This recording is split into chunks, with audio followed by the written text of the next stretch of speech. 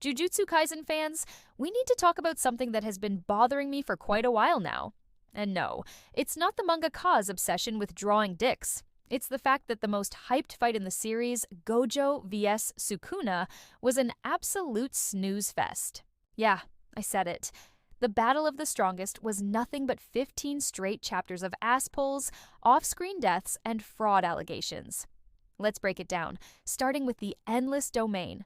Look, spamming one move 20 times doesn't make you the strongest. If anything, it makes you lazy. Like, come on, Gege Akutami, you can do better than that. And don't even get me started on the off-screen death. After all that buildup, we didn't even get to see it. You could literally hear a pin drop in the room. Everyone was like, oh wow, Gojo actually might die this time. And then after the most crucial moment in the series so far, the author decides to just skip it. Lazy writing. Now, I know what you're thinking. Oh, but X, the buildup for Sukuna's return was so good.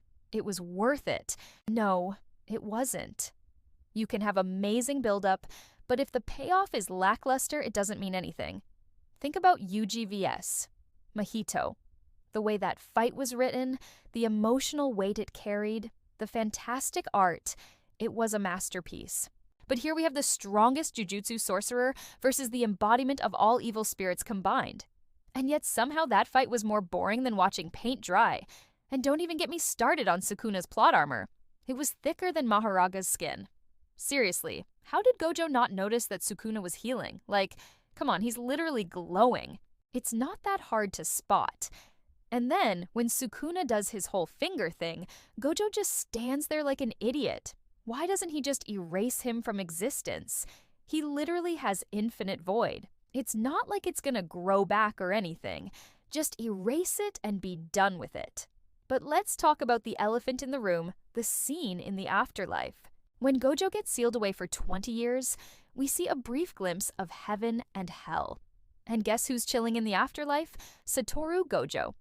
Now, before anyone says it, I know that technically he's not supposed to be there. He was only there because of some weird author insert power that allowed him to visit other realms. But that still doesn't explain why he's glazed over in the afterlife. Like, what the hell? This completely goes against his characterization throughout the entire series. He's always been incredibly prideful and arrogant, but here we see that he's humble and giving, willing to sacrifice himself for the sake of others. And don't get me wrong, I love Selfless Gojo as much as the next guy, but it just doesn't make sense. It feels forced.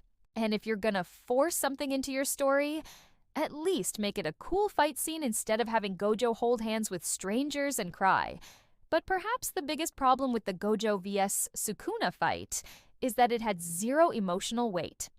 Yeah, it was cool to see Gojo use all of his cursed techniques, but we didn't care about the outcome. And that's the whole point of a fight. We need to care about what happens. We need to be invested in the characters and their motivations. But with this fight, I just didn't care. Sukuna wanted to kill Gojo because he's a threat to his plans. Okay, fine. But why should I care about that? We don't get any insight into Sukuna's character.